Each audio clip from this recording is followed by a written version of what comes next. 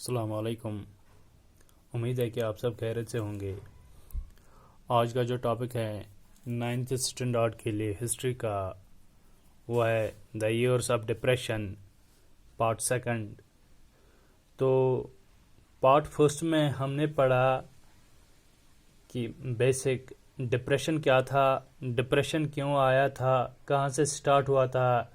ये हमने पढ़ा कि जर्मनी की जो इकॉनमी थी वो धीरे धीरे रिकवर कर रही थी। रिकवर क्यों कर रही थी? क्योंकि यूएस ने उनको लोन दिया था। लेकिन हमने देखा कि यूएस की जो इकॉनमी है वो खुद कोलैप्स हो गई 1929 में, क्योंकि वहाँ जो हमने देखा कि वॉल स्ट्रीट एक्सचेंज था वो क्रैश हुआ था 1929 में, और यूएस की इकॉनमी भी खराब हो गई। अब यूएस ने लोन देना बंद किया था। अब जब यूएस ने लोन देना बंद किया था तो क्या जर्मन की जो इकोनॉमिक रिकवरी जो कर रही थी, क्या वो उनकी इकॉनमी रिकवर करेगी? नहीं।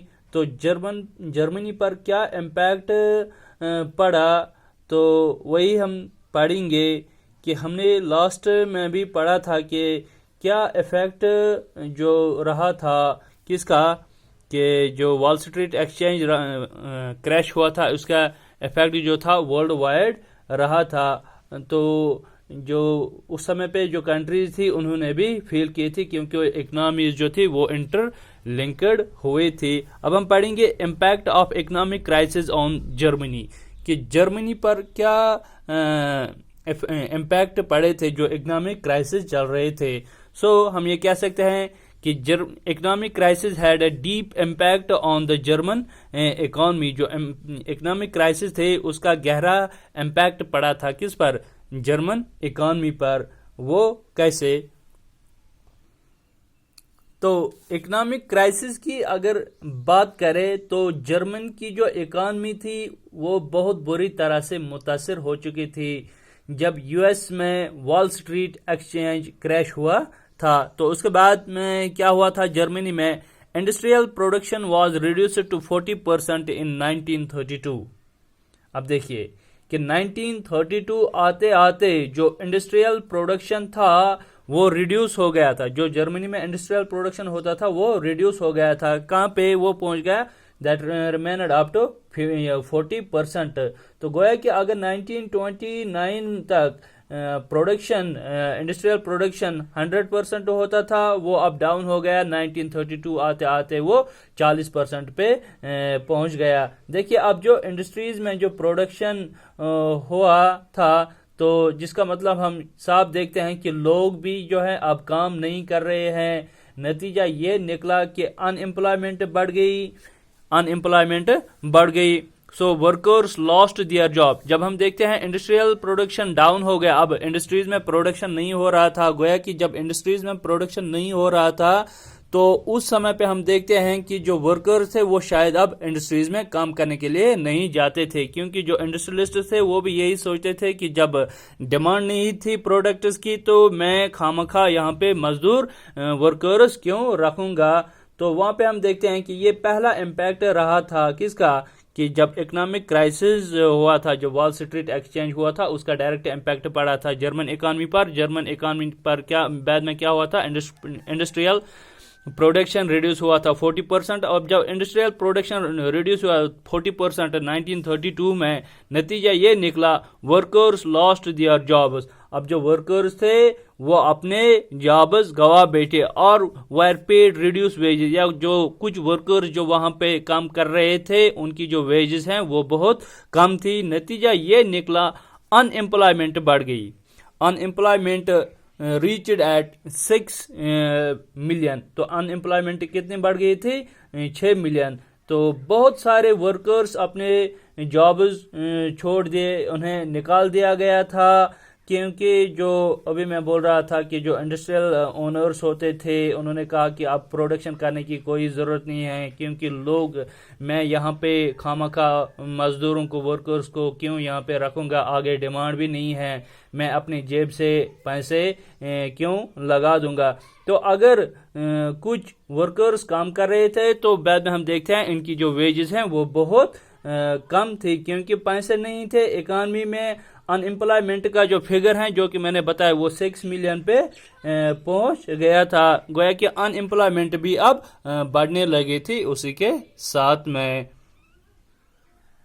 तो जो 6 मिलियन बेरोजगार, गोया कि 6 मिलियन होता है नियर अबाउट 60 लाख लोग जो हैं वो बेरोजगार घूम रहे थे, इनके पास कोई काम नहीं था। अब ये बेरोजगार हैं तो क्या करेंगे?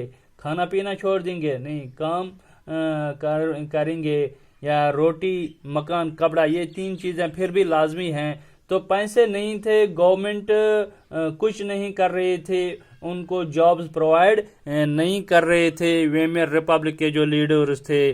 तो बाद में हमने देखा कि उसके बाद क्या इम्पैक्ट रहा था इस इकोनॉमिक क्राइसिस का। जब इंडस्ट्रियल प्रोडक्शन भी रिड्यूस हुआ, वर्कर्स ने जॉब भी गवा दी, 6 मिलियन जो है अनएम्प्लॉयड हो गए। नतीजा ये निकला वहां पे क्रिमिनल एक्टिविटीज स्टार्ट हुए थे। जब अनएम्प्लॉयमेंट बढ़ गई, now people will take up, now people will ready to do criminal activities. अब हम देखते हैं कि क्रिमिनल एक्टिविटीज इंक्रीज हो रहे थे। सपोज काम कुछ नहीं था, पैसे भी नहीं थे, अब ये लोग क्या करेंगे? अगर पैसे नहीं होते तो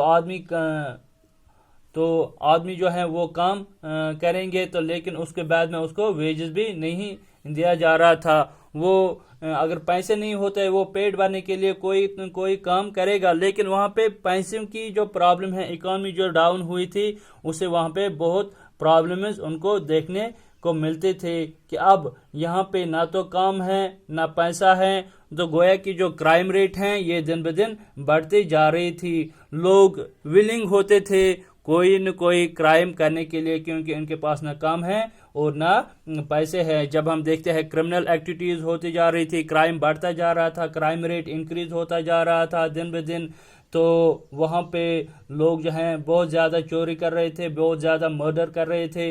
now people are ready to do criminal activities, क्योंकि जब बहुत सारे लोग जो हैं 6 मिलियन लोग जो हैं बेरोजगार थे, अनएम्प्लॉयड थे। तो इसके बाद में हम देखते हैं जो लॉ एंड ऑर्डर है वो पूरी तरह से बाद में डिस्टर्ब होता है, मुतासिर होता है। जब लॉ एंड ऑर्डर नहीं रहेगा, आपने बुक पे भी देखा होगा कि वहां पे बहुत सारे जो है फोटोग्राफ्स उन्होंने वहां पे बनाए थे, इमेज वहां पे बनाए थे, जिसमें उन्होंने देखा है कि लोग जो हैं वो खड़ा है। कि दूसरी तरफ हम देख रहे हैं एग्रीकल्चरल प्रोडक्ट्स भी नहीं है, महंगाई बहुत ज्यादा है, तो मार्केट भी कोलैप्स हो गए। इन सारी चीजों को मद्देनजर रखते हुए प्रोटेस्ट्स हो रहे थे, जो कि आप अपनी बुक पे भी देख सकते हो। स्ट्राइक्स हो रहे थे, अगेंस्ट हंगर के खिलाफ स्ट्राइक्स हो रहे थे, अनएम्प्लॉयमेंट के खिलाफ स्ट्राइक्स हो रहे थे, लोग भूखे थे, लोगों के पास जॉब नहीं थे। तो ये सारा इसलिए हो रहा था क्योंकि इकोनॉमिक क्राइसिस चल रहा था, इकोनॉमिक डिप्रेशन उस वक्त चल रहा था। यूएस जो लोन दे रहा था, उन्होंने लोन देना बंद किया था, क्योंकि अब इनकी जो इकोनॉमी है वो कोलैप्स हो गई थी। तो लोग कुछ भी काम करने के लिए तैयार थे, क्रिमिनल एक्टिविटीज करने के लिए तैयार थे, क्राइम करने के लिए तैयार थे। तो उसके साथ में हम देखते हैं कि बाद में क्या हुआ था। जब क्राइम रेट ये भी हुआ था, प्रोटेस्ट हो रहे थे, falling the value of currency. उसके बाद हमने देखा कि इकोनॉमिक क्राइसिस का क्या इम्पैक्ट रहा, कि इकोनॉमिक क्राइसिस का ये इम्पैक्ट रहा कि जो करेंसी का वैल्यू है वो डाउन हो रहा था। अब इकोनॉमिक क्राइसिस में, इस टाइम पीरियड में, इकोनॉमिक डिप्रेशन में हम देख रहे हैं इनकी जो करेंसी थी, जर्मन करेंसी, जो जर्मन मार्क थी, तो उसका वैल्यू गिरने लगा, उसका जो वैल्यू था वो गिरने लगा। अब जब करेंसी का वैल्यू गिर रही है तो उससे क्या होता था कि जो इनकम्स होते हैं और जो सेविंग्स होते हैं लोगों के, वो डायमेंशन होते हैं, वो खत्म होते जा रहे थे। ये कैसे होते हैं कि फॉलिंग जो वैल्यू ऑफ करेंसी है, इसका नतीजा ये निकलता है कि incomes and savings of people diminished, तो वो खत्म होते जा रही हैं। वो कैसे, वो मैं आपको बताऊंगा। तो मान लो जो मिडिल क्लास पीपल थे, जो सैलरी पर्सन थे, या जो छोटे बिजनेसमैन थे, इन लोगों की सेविंग्स होती हैं, इन लोगों की सेविंग्स होती हैं। तो अब ये सेविंग्स क्या है, पहले हम देखेंगे सेविंग्स क्या है। जो कुछ हम कमाते हैं इसमें से कुछ पैसे हम बचा के रखते हैं ताकि वो पैसे कल हमें आगे काम आ जाएंगे। लेकिन जब महंगाई होती है तो करेंसी का जो वैल्यू है वो कम होता जा रहा है। लोगों के पास जो सेविंग्स थी वो डायमिनिश होती है। मतलब कि आप सोचो कि वो बराबर पैसे अकाउंट में होते हैं तो 10,000 बराबर 10,000 रहेंगे। लेकिन दूसरी तरफ हम देखते हैं कि आज से 20 साल पहले 10,000 में बहुत कुछ आता है, ठीक है, लेकिन आज के डेट में अगर हम देखेंगे 10,000 में कुछ भी नहीं आता है, थोड़ा सा आता है। वो क्यों होता है? ये इसलिए होता है क्योंकि जो करेंसी है वो जब डिवैल्यू होती है तो सिंपल सी चीज़ है, जो हमने अपने आप को जो सेविंग्स रखे थे बैंक में, जो पैसे रखे थे आज से 10 साल पहले हमने 10,000 रखे थे बैंक में, अगर हम आज भी वही 10,000 देखेंगे तो उस समय पे 10,000 में बहुत कुछ आता था और आज के ज़माने में इन 10,000 में कुछ नहीं आता था क्योंकि पैसे जो है वो डिवैल्यू हो गई थी, करेंसी डिवैल्यू हो गई थी। सेविंग्स जो है ये अपने आप इसी तरह से डायमिनिश होते हैं, पैसे खत्म नहीं होते हैं कि वैल्यू जो है वो कम होता जा रहा है। वो वैल्यू कम होता क्यों, वो वैल्यू कम क्यों होता है? क्योंकि करेंसी जो है वो डिवैल्यू होती है। करेंसी डिवैल्यू होने के साथ ही हम देखते हैं कि इनकम जो होती है वो भी कम होती जा रही थी। तो इसके बाद में हम देखते हैं कि इसके बाद में क्या इम्पैक्ट रह गया था। बिजनेस गॉट ruined, जो बिजनेस हैं वो बुरी तरह से खस्ताहाल हो चुकी है, मुतासर हो चुके हैं। तो किस तरह से? Fall in agricultural price affected peasantry. अब जो बिजनेसमैन थे, जो बिजनेस हाउसेस थे वो सारे खराब हो गए थे, इकॉनमी अच्छी परफॉर्म नहीं कर रही थी, लोगों के पास पैसे नहीं हैं, तो आपका बिजनेस कैसे चलेगा जब लोगों के पास पैसे ही नहीं होंगे? और जब लोगों के पास पैसे नहीं होंगे वो गुड्स नहीं खरीदेंगे। तो business got ruined, fall in agriculture price affected peasantry. अब ये क्या है कि एग्रीकल्चर कमोडिटीज जो थी इनकी कीमत जो है वो गिरती जा रही थी, जैसे कि हमने ग्रेट डिप्रेशन में पढ़ा। और इस वक्त ज्यादा इंडस्ट्रीज भी नहीं थी, लोग ज्यादातर डिपेंड कर रहे थे सिर्फ किस चीज पर? एग्रीकल्चर सेक्टर पर, एग्रीकल्चर गुड्स पर। अब जो पीजेंट वाला सेक्शन है, जो पीजेंट्स थे, जो किसान थे, जो मजदूर थे, उन एग्रीकल्चर साइड में जो रूरल एरियाज थे वहां पे हम देख रहे हैं बहुत ज्यादा परेशानी है। जो एग्रीकल्चरल प्राइसेस थे वो गिर रहे थे। तो उसका नतीजा क्या निकला कि जो पीजेंट्स थे तो उन पर इफेक्ट पड़ गया। तो बाद में हम देखते हैं there will be the feeling of proletarianization. अब ये प्रोलेटेरियनाइजेशन क्या है? जैसे कि मान लीजिए आज मैं इस लेवल पे हूँ, सपोज हम मिडिल क्लास सोसाइटी में हैं, मिडिल क्लास के हैं, हम बोलते हैं कि हम मिडिल क्लास हैं। इनकी एक लेवल अलग होती है, जो अमीर लोग होती हैं उनकी अपनी लेवल अलग होती है, उनको हम बोलते हैं ये हायर क्लास हैं। अब जब इकॉनमी डाउन होगी तो लोग जो है, लोगों की जो लेवल होती है वो अपने आप डाउन हो जाती हैं, वो कम हो जाती हैं। तो आप वहीं पे रहते हो, आप अपने ही घर में रहते हो, लेकिन जो लेवल होते हैं, स्टैंडर्ड लेवल जो होती है, लिविंग स्टैंडर्ड लेवल जो होता है वो डाउन होता जा रहा था। लेकिन ये कब हो रहा था? ये जब इकॉनमी जो है वो डाउन रोल कर रही थी।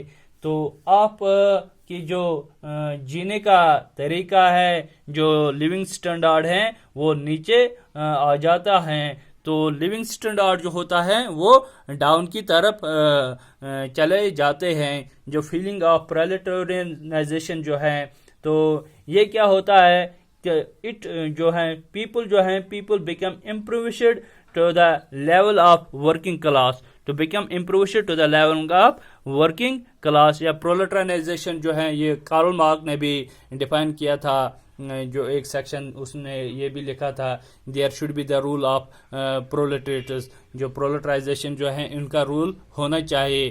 तो जो कि मैंने आपको सेकंड चैप्टर में पढ़ाया था बाल्शविक रेवोल्यूशन के दौर में। तो मार्क के हिसाब से अगर हम देखेंगे प्रोलेटराइजेशन क्या है, ये एक सोशल प्रोसेस थे whereby people moves from being either unemployed or self-employed to being employed as wage labor by an employer. So proletarianization is often seen as the most important form of downward social mobility. गोया कि यहाँ पे भी उसने ये लिखा है, ये हम देखते हैं कि मोस्ट इंपॉर्टेंट फॉर्म है किसका, डाउनवर्ड ऑफ सोशल मोबिलिटी.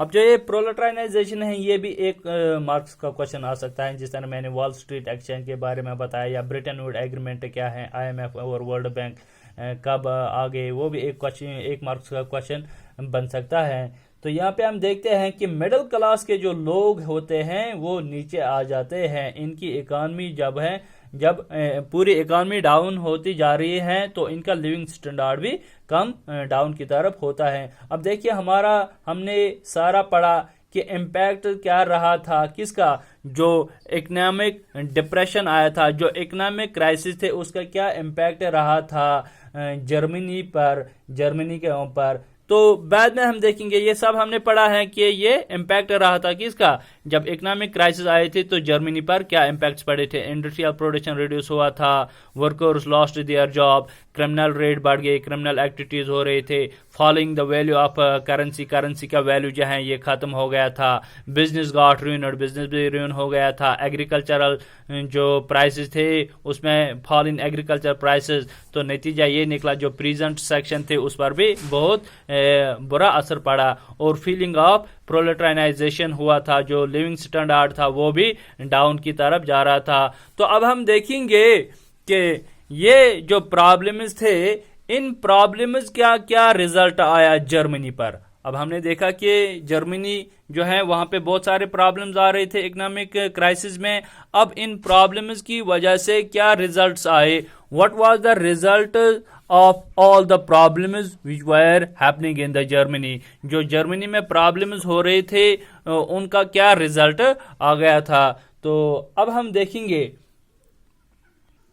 देखिए जो लोगों को गुस्सा आ गया जब ये प्रॉब्लम्स हो रही थी कंट्री में, तो लोगों को गुस्सा आ रहा था, वहां पे प्रोटेस्ट हो रहे थे, वहां का जो पॉलिटिकल सिस्टम था उसमें चेंजेस आ गए, कंट्री का चलाने का जो नजरिया था वो बदल गया.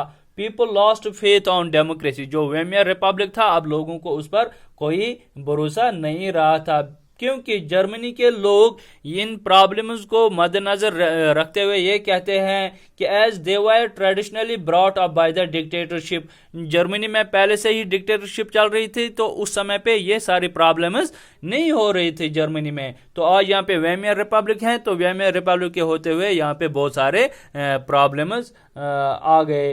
तो सुनो, तो अगर मुल्क में कुछ हो रहा था तो आपके हिसाब से जितने जो हिसाब से वो सही कर रहे हैं या गवर्नमेंट अपने हिसाब से सही कर रहे हैं, तो लोग कहेंगे कि जनता जो है वो कहेंगे ये सही नहीं हो रहा था.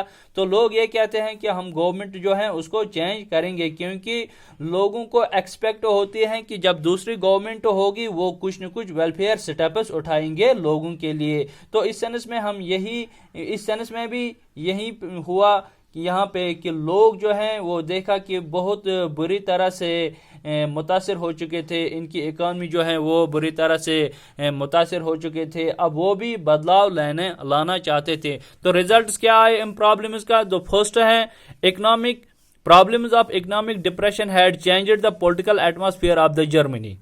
ठीक है, problems of economic depression had changed the political atmosphere of Germany. अब इस पर थोड़ा रोशनी डालेंगे. तो इकोनॉमिक डिप्रेशन की वजह से हम देख रहे हैं कि जर्मनी का जो पॉलिटिकल सिस्टम है उसमें चेंजेस आ गए थे. वो चेंजेस कैसे आए थे, अभी तक हम यहाँ पे देख रहे हैं जर्मनी पर कौन कंट्रोल कर रहा था, वेमियर रिपब्लिक कंट्रोल कर रहा था. तो वेमियर रिपब्लिक हैड सम डिफेक्ट्स. तो जो कि हमने लास्ट वीडियो में भी पढ़ा था, लास्ट टॉपिक में भी पढ़ा था, क्योंकि वेमियर रिपब्लिक में बहुत सारे इनहेरेंट डिफेक्ट्स थे. तो वो इनहेरेंट डिफेक्ट्स क्या थे, तो वही मैं बताऊंगा. Weimar Republic seem to offer no solution to these problems. जो वेमियर रिपब्लिक चल रही थी, जो ये सारी प्रॉब्लम्स जर्मनी में चल रहे थे, ये किस टाइम पीरियड में चल रहे थे. It was during the period of Weimar Republic, जब वेमियर रिपब्लिक कंट्रोल कर रहे थे जर्मनी पर, जर्मनी को रन कर रहे थे. अब यहाँ पे हम देखते हैं कि जितने भी प्रॉब्लम्स थे जर्मनी में, वेमियर रिपब्लिक ने इनके लिए कोई सोल्यूशन नहीं निकाला, इनके लिए कोई अल्टरनेटिव नहीं दिया, जैसे कंट्री को इन प्रॉब्लम से बाहर निकाले। क्यों नहीं वेमियर रिपब्लिक ने इन प्रॉब्लम्स के लिए सोल्यूशन निकाला था? क्योंकि हम उस वक्त भी पढ़ रहे थे, क्योंकि वेमियर कॉन्स्टिट्यूशन में सम इनहेरेंट डिफेक्ट्स थे। उसका भी कारण था कि जो वेमियर कॉन्स्टिट्यूशन थी, Weimar constitution had some inherent defects, तो उसमें कुछ डिफेक्ट्स थे वेमियर रिपब्लिक में। तो पहला डिफेक्ट क्या था? प्रोपोर्शनल रिप्रेजेंटेशन वहां पे थे। जो हम बात कर रहे थे वेमियर कॉन्स्टिट्यूशन में इनहेरेंट डिफेक्ट्स थे, वो पहला डिफेक्ट इसमें क्या था? There was proportional representation, no party can achieve the majority. अब हम देखेंगे ये प्रोपोर्शनल रिप्रेजेंटेशन क्या है। अगर देखेंगे मल्टी पार्टी सिस्टम में बहुत सारे पॉलिटिकल पार्टीज कंटेस्ट करते हैं इलेक्शन में, इनके जो लीडर्स होते हैं वो 10%, कोई 20% वोट लेता है, तो प्रोपोर्शनल रिप्रेजेंटेशन के मुताबिक उनको उतनी सीटें देनी पड़ती हैं। तो नतीजा ये निकलता है वहां पे कोई पार्टी एब्सोल्यूट मेजॉरिटी में नहीं आती हैं कि वो कंट्री की जो गवर्नमेंट है वो बनाएंगे। तो नतीजा ये निकलता है वहां पे, तो जब प्रोपोर्शनल रिप्रेजेंटेशन होती है, 10 पार्टी के 10 लीडर्स होते हैं, उनको पार्लियामेंट में सीट्स देने पड़ते हैं, पोजीशंस देने पड़ते हैं, तो गोया की जो गवर्नमेंट वहां पे बनती है वो कोalition गवर्नमेंट बनती है। वहां की जो कोalition गवर्नमेंट होती है वो अनस्टेबल होती है, वो हमेशा वीक होती है। तो वेमियर रिपब्लिक में हमने देखा कि कैबिनेट नहीं चल रही थी अच्छी तरह से, वो हम देख रहे हैं बार बार डिसॉल्व होते हैं। तो वहाँ पे बहुत सारे डिफरेंट पार्टी जो हैं वो कंटेस्ट कर रहे थे, उन्होंने वहाँ पे इलेक्शन जीते थे। अब इनको भी वहाँ पे अपने जो है पोस्टर्स देने पड़ते थे पार्लियामेंट में। प्रोपोर्शनल रिप्रेजेंटेशन के मुताबिक हम देखते हैं there was no single party to achieve the majority in the election, तो वो वहां पे एक ही पॉलिटिकल पार्टी गवर्नमेंट नहीं बना सकते हैं। तो दूसरी जो है वहां पे ये उसका नतीजा क्या निकलता है? वहां पे रूल होता है, there was the rule of coalition. वहां पे 2-3 पॉलिटिकल पार्टीज मिलते हैं और वो कोalition गवर्नमेंट बनाते हैं, बाद में कंट्री को एडमिनिस्ट्रेशन को रन करते हैं, गवर्नमेंट चलाते हैं। तो इसके बाद हम देखते हैं वेमियर रिपब्लिक में अनदर जो इनहेरेंट डिफेक्ट था दैट वाज आर्टिकल 48। तो वहां पे हम देखते हैं कि article 48 give the president powers to impose emergency and suspend the civil rights and rule by the degree. ये आर्टिकल 48 में उन्होंने मेंशन किया था, जो वेमियर रिपब्लिक जो था, जो वेमियर कॉन्स्टिट्यूशन था। अब आर्टिकल 48 क्या है कि ये वेमियर कॉन्स्टिट्यूशन के अंदर एक प्रोविजन था